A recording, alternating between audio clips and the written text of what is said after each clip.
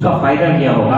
اس کا فائدہ یہ ہوگا کہ آپ کے دل کو تسلی رہے گی کہ میں نے ٹھیک بیچا ہے، اور آپ کے دل کو تسلی رہے گی کہ بھئی میرے دل میں بالکل کوئی کیفیات ایسی نہیں ہے کہ میں کسی عوام کو نقصان کروں۔ نبی کریم صلی اللہ علیہ وسلم کے صحابہ ہیں، فرمایا کہ ایک صحابی نے گھوڑا بیچا، تو فرمایا کہ جب وہ گھوڑا بیچا تو جس کا جو گھوڑا تھا وہ ضرورت مند تھا، اس کو پیسوں کی ضرورت تھی، تو پوچھا کہ بھائی یہ گھوڑا بیچنا ہے کہ ہاں کتنے کے بھیجو گے؟ مثلا کہ میں 100 درہم کے بیچوں گا کہ یا 200 درہم کے بیچوں گا۔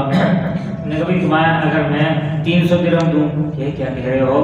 کہتے میں تمہیں 400 درہم دوں، کہتے کیا کہہ رہے ہو، مذاق کر رہے ہو؟ کہ میں تمہیں 600 درہم دوں، جو خریدنے والا ہے وہ بڑھا رہا ہے۔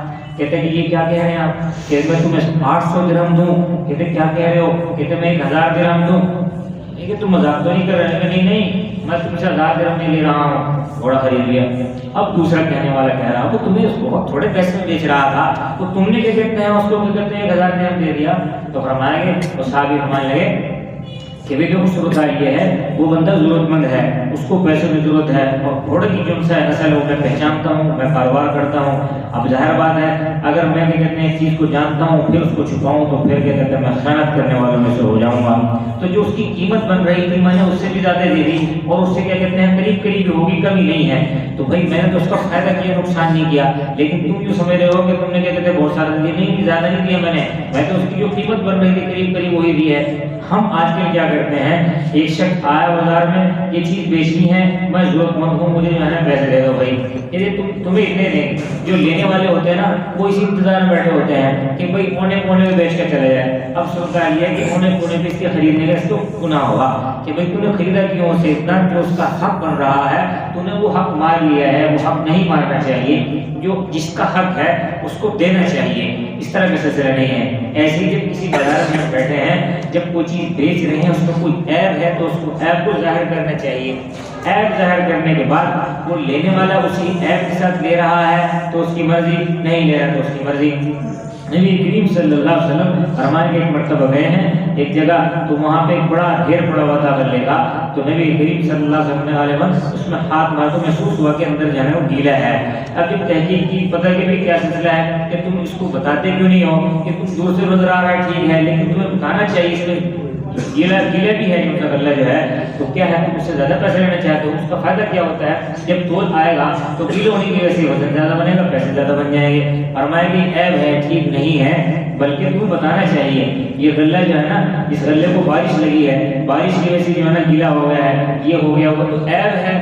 وہ اگر شخص لینے والا ہے عیب کی وجہ سے لے رہا ہے تو اس کی مرضی ہے۔ بہت سے لوگ ایسے ہوتے ہیں وہ زیادہ پیسے دے دیتے ہیں، بھائی کہ بھائی تو وہ ضرورت مند ہے تو جو 5 روپے کی چیز ہے 5 ہی کی دے دیتے ہیں، اور 10 اضافی دے دیتے ہیں ہماری طرف سے، لو بھائی دیکھو کیا سلسلہ ہے، دیکھو بھائی ضرورت مند ہے، یہ تو چیز ہے بیچنے کے لیے آیا ہے تو ہم اس سے اتنے میں خرید ہی رہے ہیں، لیکن جو اضافی سلسلہ ہے وہ ہم کی طرف سے دے رہے ہیں، تو اس سے کوئی فرق نہیں پڑے گا۔ لیکن صورت حال یہ ہے کہ کمی بیشی سے بالکل ٹھیک نہیں ہے۔ اور پھر ظاہر بات ہے عام روٹین چل رہی ہے، شہر کے اندر بھی سلسلہ ہے کہ بھائی دیکھو کوئی کسی کو پیسے دیں تو وہ سود پہ دیتے ہیں، اور کہتے بھی ہیں کہ بھئی یہ سود لیں گے، مطلب ہے کہ 5 لاکھ دے رہے ہیں تو ہم آپ سے 50 ہزار اضافی بھی لیں گے۔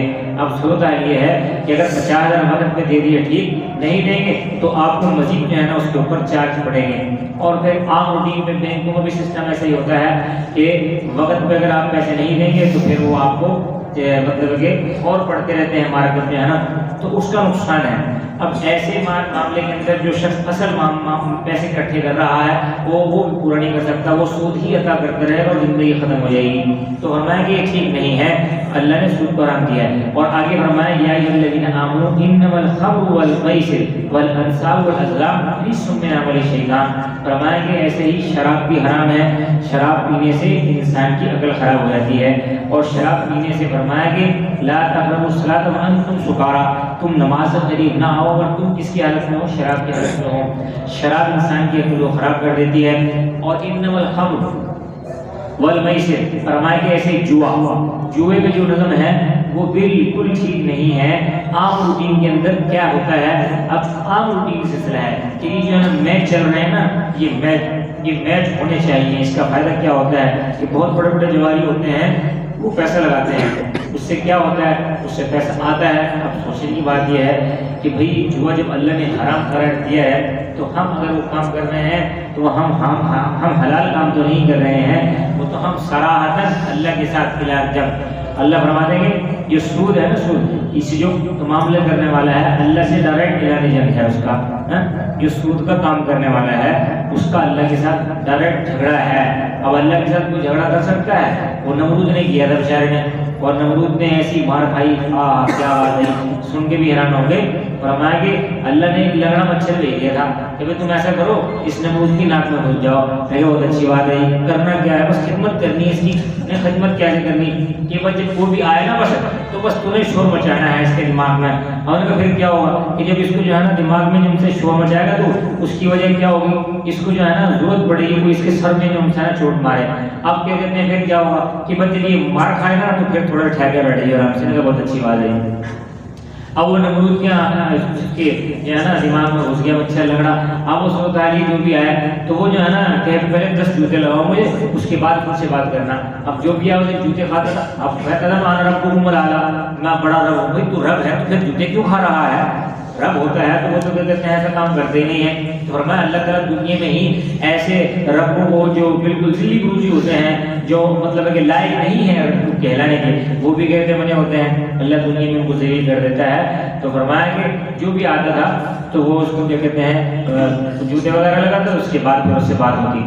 تو بات اب کر رہا کہ جو ہے نا اللہ رب العزت نے جو شراب ہے اس کو بھی حرام قرار دیا ہے اور جوا بھی حرام قرار دیا ہے۔ جوا کوئی بھی لگا رہا ہے، کہیں بھی لگا رہا ہے، وہ بالکل ناجائز کام کر رہا ہے۔ اب کوئی شخص یہ کہے کہ بھائی جو ہے نا میں تو جو ہے نا جوا اس لیے کھیلتا ہوں اور پیسے آئیں گے میں غریبوں کو بانٹ دوں گا، بھائی تیرا ٹھیک کر رکھا ہے اس چیز کا، بھائی یہ کام تو نہیں کرنا۔ وہ جو ہے یہ سارا شہر پڑا ہوا ہے، جو کوئی ضرورت مند ہوگی خود دے دے گا، تو کیوں گناہ گار بنتا ہے؟ ضرورت ہی نہیں ہے۔ بہت سے لوگوں کے ذہن میں آتی ہے کہ میں اللہ کے راستے میں خرچ کر دوں گا۔ فرمایا کہ ایسا پیسہ جو جوئے والا ہے اگر صدقہ خیرات کریں گے تو اس کا ثواب بھی نہیں ملنے گا۔ اب تم کیوں گناہ گار بن رہے ہو؟ گناہ گار بننے کے لیے تمہیں یہی کام ملا ہے۔ اور پھر بہت سارے مطلب اس شہر میں ساتھیوں نے ذکر کیا کہ اس بارے میں ذکر کیا جائے اور آواز اٹھائی جائے کہ جگہ جگہ پہ جو ہے نا جوئے کی جو ہے نا وہ سلسلے چل رہے ہیں، اور پھر جوئے نے بہت سارے گھروں کو تباہ کر دیا ہے۔ تباہ میں ہلکا لفظ سے زیادہ ہے، یعنی کہ لوگ کیا کہتے ہیں خالی ہو گئے ہیں، صبح کو آتے ہیں وہ لاکھوں جیب میں، شام کو جو ہے نا صاف ہے، جو کچھ بھی نہیں لے کے آؤ جیب میں بھر کے لے کے جا رہا ہے۔ یہی تو کیا کہتے ہیں حرام ہے، اور ہم اس حرام کام کو کر رہے ہیں۔ اپنے بچوں کو بھی جو ہے نا صاف روزی کھلائیں، اور اس کا فائدہ کیا ہوگا؟ ایک شخص تھوڑے پیسے کما رہا ہے اور شام کو جب گھر جا رہا ہے، پھر جب گھر میں جا رہا ہے تو اس کو خیر رہے گی کہ اللہ تعالیٰ اس کو بیماریوں سے بچا کے رکھے گا اور بری مصیبتوں سے بچا کے رکھے گا، پریشانیوں سے بچا کے رکھے گا۔ اگر خدا نہ خواستہ کوئی بیماری آ بھی ہے تو ہلکے ہلکے میں گزارا ہو جائے گا، زیادہ کا نقصان نہیں ہوگا۔ اور اگر کہتے ہیں خوب مطلب ہے کہ صبح شام تک کمایا اور خوب دبائے کمایا، اور پھر جو نفع لینا تھا 500 لیا، 500 جو لینا تھا 500 لیے، 1000، اور پیسے اکٹھے کر لیے، اور شام کو سلسلہ ایسے ہوا اچانک مطلب کوئی بیمار ہوا تو اچانک بیماری میں جو ہے نا جتنے کمائے تو اس سے زیادہ لگ گئے، تو بھائی اس کا فائدہ نہیں ہے۔ اس کمانے کا کیا فائدہ ہے کہ وہ سارا کا سارا لگا دیا بیٹھ جائیں ہم؟ تو ہم اللہ سے معاملہ کریں، اور اللہ سے معاملہ کرنے کا سلسلہ یہی ہے کہ جو اللہ کا حکم ہے اس کو پورا کر لیں۔ اور ایسے ہی فال نکالنا، ایک قرآن اندازی کا سلسلہ، فال نکالتے تھے پہلے زمانے میں، تیر اندازی کرتے تھے، چلتے تھے کوئی کام کرنا ہو تیر نکالتے تھے، اور وہ خیال کرتے تھے کہ پتہ نہیں یہ کام ٹھیک ہو گیا نہیں، فال نکالنا یہ ٹھیک نہیں ہے۔ صورت حال یہ ہے کہ اس وقت بھی ٹھیک نہیں تھا، اب بھی ٹھیک نہیں ہے۔ ہم راستے میں اگر کوئی بلی کراس کر جائے، کالی بلی کے بھائی ٹھیک نہیں ہے، کالی بلی نے کراس کر لیا ہے، بالکل ٹھیک نہیں ہے، الٹے الٹے فال، الو بول لیے گھر میں بھی ویران ہو جائے گا، یہ اس طرح کے فال نکالنا قدر ٹھیک نہیں ہے۔ فرمایا کہ یہ چیزیں ایسی ہیں جن کا دین سے کوئی واسطہ ہی نہیں ہے، لیکن ہم نے بنائے ہوئے ہیں۔ اجی میری بائیاں پھڑک رہی، آج پتہ نہیں کیا کچھ پھڑک جائے گا، اگر کچھ بھی نہیں پھڑکتا کوئی ملک کھڑا ہے تو جگہ کہیں وہی نہیں کھڑا رہے گا، ملک بھی تو بھی وہیں کھڑا رہے گا۔ ایسی مطلب کی باتیں نکال کے لاتے ہیں، دین سے قطعاً تعلق ہی نہیں ہے، وہ چل رہے ہیں بھائی۔ اب وہ کیا کہتے ہیں جا رہے ہیں تو کیا لگا اچانک بھائی جو ہے نا وہ میری جیب جو نظر نہیں آ رہی ہے، کہاں جائے؟ جیب تمہاری پڑی ہوئی کہ میری جیب میں جو تھا وہ صاف ہو گیا، کیوں صاف ہو گیا؟ اب وہ صاف کبھی سنا ہے وہ ہزار سلسلہ ہے، وہ ایک ساتھی چل رہے تھے اور گدا خریدنا تھا انہوں نے. اب اس وقت یہ بھی کوئی دیندار شخص کھڑا ہوا تو انہوں نے کہا بھائی کام کر لے، جب بھی کسی کام کرنے کا ارادہ ہو خیر کرو بسم اللہ کر لے کرتے ہیں، انشاءاللہ کہہ لے کرتے ہیں، اللہ کا نام لے لیتے ہیں. تو بھائی انہوں نے کہا نا ضرورت نہیں ہے، جیب میں پیسے ہیں گدا خرید لوں گا. میں نے بہت اچھی بات ہے بھائی. اب اللہ کر میں ایسا وہ منڈی میں گیا اور منڈی میں پوری منڈی چکر لگانے